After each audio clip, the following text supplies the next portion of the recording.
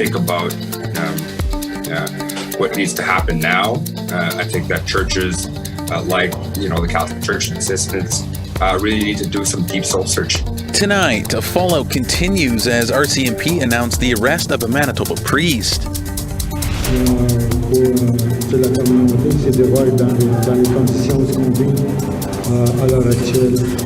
Plus, an Anishinaabe First Nation in northern Quebec hopes a minister's visit will lead to change. I really think that we need to concentrate on getting small businesses back up and running to revitalize the economy here. And running for office, a profile of Indigenous candidate Joan Phillip.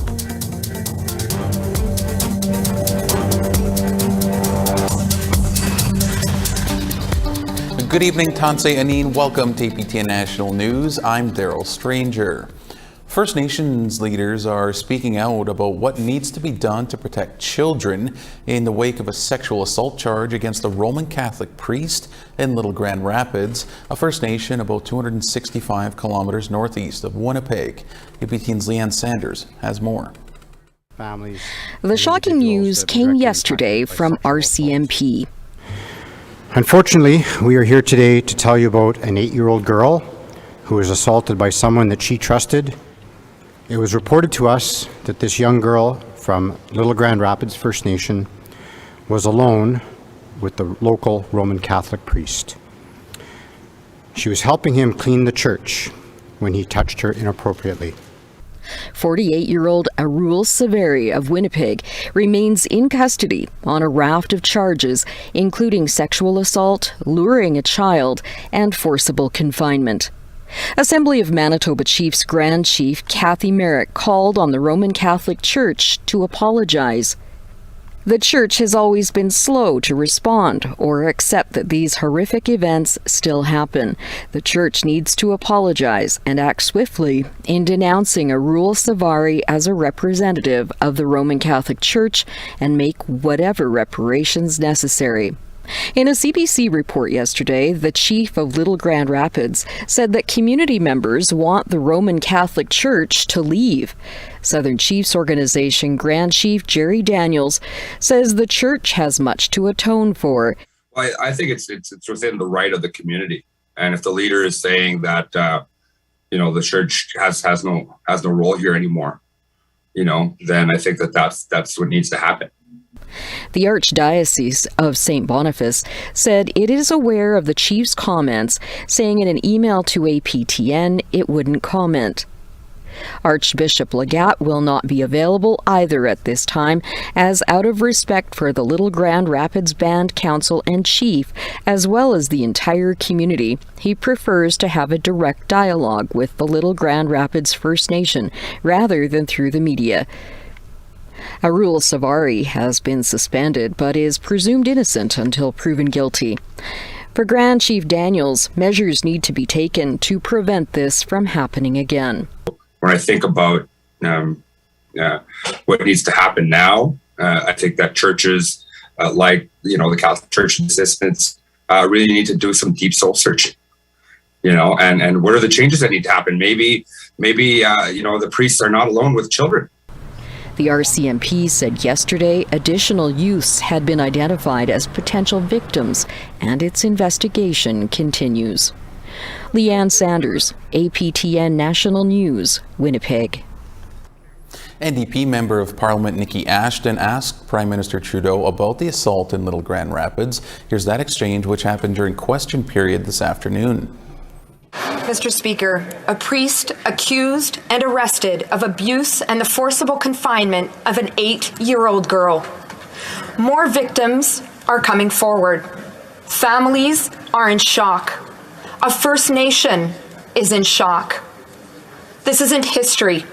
This is happening now in Little Grand Rapids First Nation in 2023. My question is, what is the government doing at this time to support the community? And what will the government do to work with the community to support its clear calls for accountability? The Prime Minister. Speaker, this is a horrific situation that never should have happened any time. We know it happened decades ago and never should have, and this one happened just recently, and it never should have. We have obviously reached out to the community, are working closely with them on what is needed for healing and for moving forward, but we are also serious about accountability and ensuring that these kinds of abuses never happen again. Curve Lake First Nation community members and family of Selena Taylor held a demonstration outside of Peterborough Courthouse on Tuesday. They're demanding justice for Taylor. She was allegedly attacked by her then-boyfriend in September of 2020. Jordan Moran was subsequently charged with aggravated assault, but Taylor never recovered and was taken off life support 6 months later. For the past 2 years, the family has been asking for the charges to be upgraded to homicide. At a hearing on Tuesday, Moran was denied bail. No date for a trial has been set yet. We want to hear what you think about the stories you've seen so far to start our show tonight. Here's how to continue the conversation. You can send your emails to news@aptn.ca, or you can leave us a comment on aptnnews.ca. You can also find us on Facebook, Twitter, Instagram, YouTube, and TikTok. Follow APTN News to join the conversation and see our latest stories. An Anishinaabe community in Western Quebec recently signed an agreement with Ottawa to formally establish a nation-to-nation relationship. The chief hopes this will usher in a new era for the community, one with electricity and running water. Amelia Fournier has the story. When Federal Minister Mark Miller traveled to Kitsisakik to sign a new framework agreement, he got to see the reality of the 250 or so Anishinaabe who live there. No electricity, no running water. Things that Chief Régis Penosway wants to remedy. Pour moi, d'avoir un ministre ici, c'est important. Pour la communauté, c'est de voir dans les conditions où on vit à l'heure actuelle. Malgré tout ça, il faut aussi reconnaître aussi que nos membres de la communauté, il y a une très grande résilience face à la situation qu'on vit présentement. The agreement Friday follows the principles of UNDRIP, ensuring Indigenous land management, self-reliance, and protection of their territory. The framework agreement that we're signing today is an important step for all the partners here to advance a word that often rolls easily off people's lips called reconciliation. But it's a roadmap or a game plan for the next steps for your community. As Kitsisakik never signed a treaty agreement with the government, Miller says this agreement will ensure they'll meet more frequently. En étant des humains, ça prend parfois plus que des rencontres éparpillées ici et là, mais vraiment des ententes pour documenter notre relation à l'avenir. According to government officials, high groundwater levels make it nearly impossible to dig into ground to build necessary infrastructure. So the council has made the decision to relocate the community, which was not a unanimous one, says Penosway. He hopes the agreement will help speed up the moving process and access to electricity and running water. Je pense que c'est une décision que ça relève de la communauté maintenant, de voir l'emplacement et ainsi de suite. À partir de là, le gouvernement, les deux paliers sont conscients maintenant que le développement de ce dossier-là, c'est un des priorités. While the Quebec government isn't involved in this agreement, Hydro-Quebec, a Crown corporation, has committed to hooking the community up to electricity by 2025. And in a statement emailed to APTN, a spokesperson for Quebec's Indigenous Affairs Ministry said they were looking to, quote, bring UNDRIP to life via agreements in the near future. Chief Penosway says he is hopeful that this agreement with the feds is a new beginning. On a eu notre part de frustration, mais on n'a quand même pas arrêté à ces frustrations-là pour en venir à une très belle entente. Amelia Fournier, APTN National News, Kitsisakik, Quebec. All right, we have to step aside for a moment, but before we do, tomorrow we will bring you part one of a two-part story of an Alberta woman trying to get her family's land back from the nation she has called home her entire life. APTN's Danielle Parody has a preview.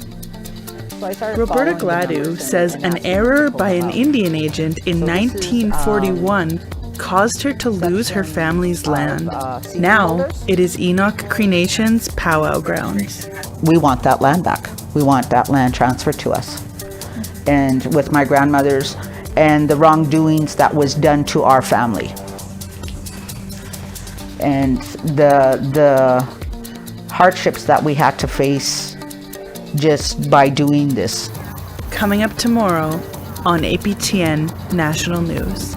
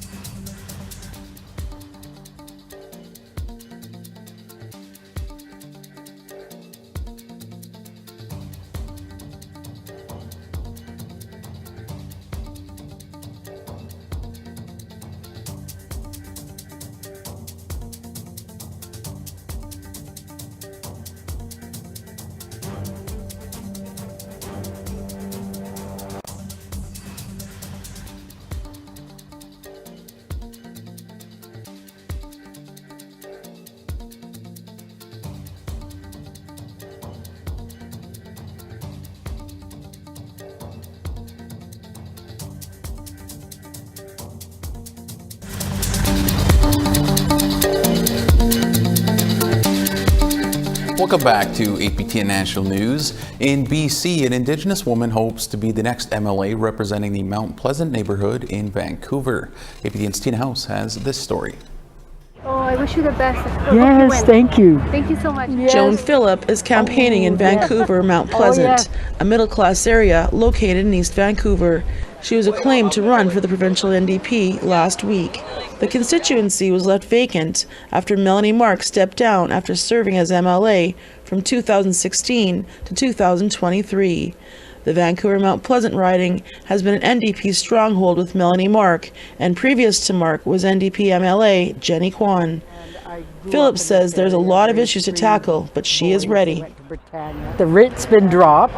The by-election date is June the 24th, so we got not much time to run around and greet people, and we did some door knocking today, and people are really excited about this by-election. So I'm happy. Phillip is no stranger to politics. She is the wife of Grand Chief Stuart Phillip and a George family member from the Tsleil-Waututh Nation in North Vancouver. In 2021, she ran federally in the Central Okanagan Nicola-Similkameen riding for the NDP. She placed second. Phillip says if she wins the by-election, she will concentrate on the needs of the people who live in the area.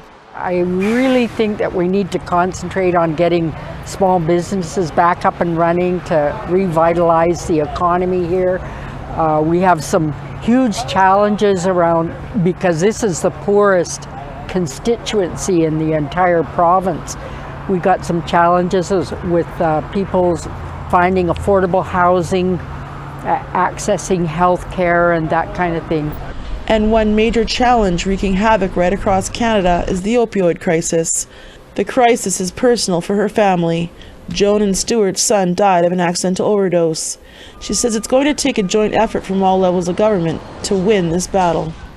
It's got such a grip on our people. And one of our sons is a drug and alcohol counselor. He said it's not about the addictions, it's about the pain and trauma we've suffered as children, and our people have suffered greatly. If Joan Phillip gets elected on June 24th, she will be the only Indigenous woman MLA in BC. She is up against Jackie Lee from the BC United Party and Wendy Hayco representing the Green Party. Tina House, APTN National News, Vancouver. On Monday, the Trudeau government announced $116 million in spending initiatives to support MMIWG survivors and their families. They will be Indigenous-led, and $96 million of the funding will be spent over 5 years. The other $20 million will be available every year after that. Native Women's Association of Canada CEO Ling Grew spoke with our Savannah Kelly about the announcement. Ms. Grew, thanks for joining us today. Thank you, Savannah, for calling me in today. Can you first tell our viewers what NWAC thinks about Monday's funding announcement from the federal government? Well, certainly we're happy to hear that some money is flowing in to help families that need it to deal with whatever situations they have in terms of somebody that's gone missing again or been murdered, and they need resources to meet and whatever it is that they need to do. So certainly we're very pleased about that. However, we are concerned that this is actually a recycled announcement. So this announcement already came out. The minister had already announced this money in the federal budget. So we're concerned that it's looking like there's more funding coming out when really the announcement was already made. So on one hand, pleased to see that the money that was allocated in the budget is actually details are being provided about what it's going to be spent on, but concerned that there's some representation that may be confusing. And this funding can also be used by groups representing Indigenous men and boys. What are your thoughts on this expanded definition of what MMIWG funding now covers? Now, that's an interesting question. I mean, NWAC has always worked with women, gender diverse, and their families. And, you know, looking at the situation, we know that there's you can't deal with violence against Indigenous women without dealing with the situation with men and boys as well. So we have, you know, we are supportive of some programming that way as well, because as I said, we don't think that you can deal with the issue so narrowly. And do you think the federal government should be spending more money and effort on prevention, such as launching a red dress alert system? Certainly, and I think we will see that happen. I think there is a movement towards that. What I do think as well is that the amount of money that's being provided is really still very insufficient, right? So this is an amount of money for some basic services for the FILUs and for families, but really we need much deeper healing services. So there's a lot more invested that has to be made. And also when you look at the amount of money and you divide it by the number of provinces and territories and the number of years, it's not a lot of money. So it's just really, touching the surface of what is really needed. And the government says families can use this money to hire a private investigator, for example, but shouldn't police be investigating MMIWG cases more aggressively? That's true. They should certainly do their jobs. However, I could see myself in that situation if I was a mother and my daughter was missing and the police are telling me they're doing everything they can. I would certainly be happy to have the services of a private investigator. Maybe they have certain kinds of skills. Maybe they can help. Anything that can help. I think it's extremely important to put those resources available for families. If you can find one missing person before a tragedy happens, so I think I'm quite supportive of any kind of help that is available. Well, Ms. Grew, thanks again for joining us today and letting us hear your thoughts on this funding. Well, thank you so much for calling us in. All right, we have to put a pause on the news one final time here. Photo of the day and weather are next. Plus, we'll tell you about a sweet celebration of Indigenous babies in Whitehorse. We came out today to get out of the house and meet new people and babies.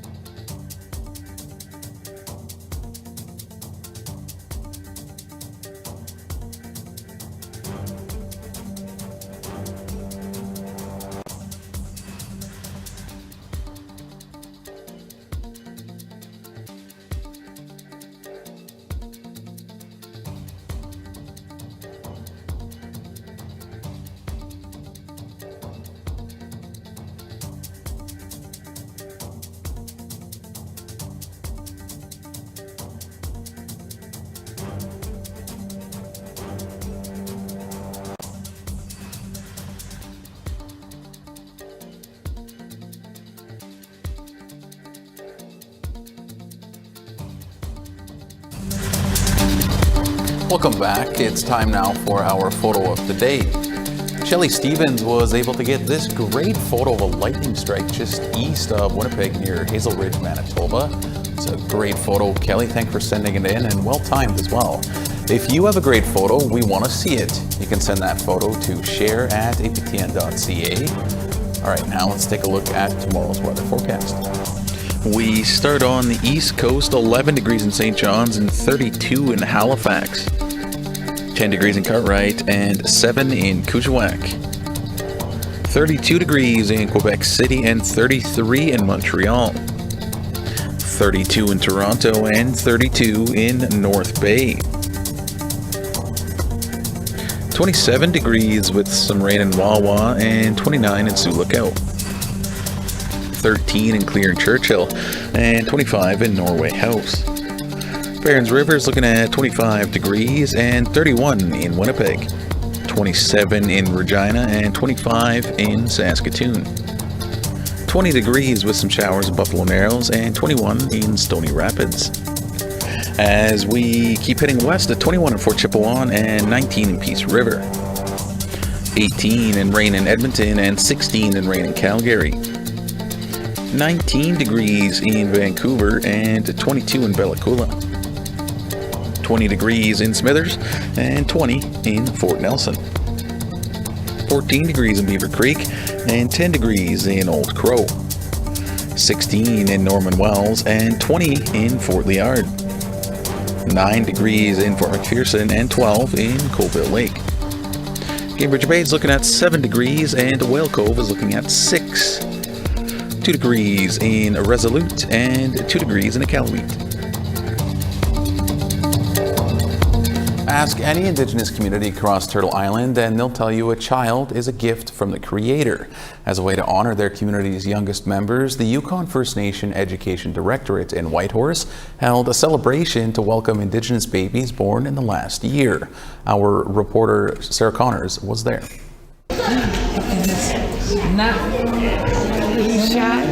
My name is Tiana Smart and this is my son Magar Blake. We're Tlingit, he's half Tlingit, half Quechin, and we're both from the Carcross Tagish First Nation.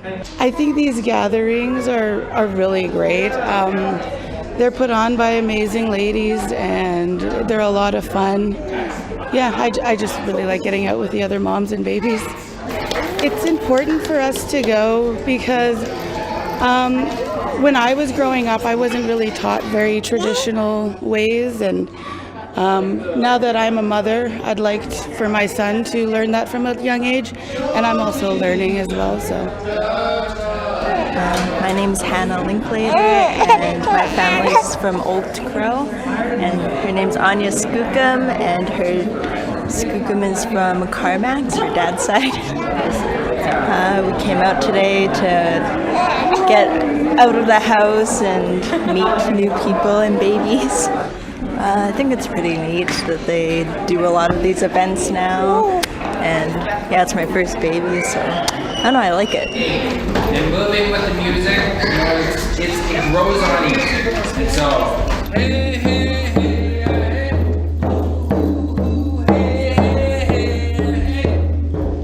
My name's Amanda, and I'm from the Yukon. We're Tlingit and Kaska. What do you see now?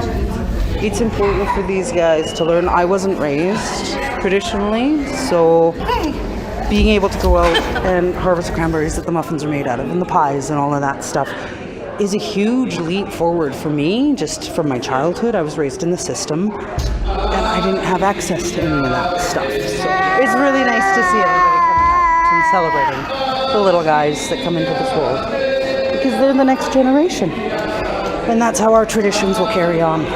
That's the only way. Oh, hello, little guy. Hi, Juniper. Oh, there you go. There you go. ING Shokwathan. So I feel really, really good, especially being asked to be part of this special ceremony to welcome the new generation into this world and to help our family members, parents, aunties, uncles, grandmas, grandpas, to support and how we can be a very, very strong support within our families. I think it's a very, very powerful way to build connection between our people and our culture, their identity, and who we are and where we want to go, right, as a community. What a great story to end today's show on, the last day of May as well. If you missed any of our stories from tonight's newscast, aptnnews.ca has you covered. For all of us here, thank you so much for joining us. Miigwech, Kinanaskmatin, and have a great night.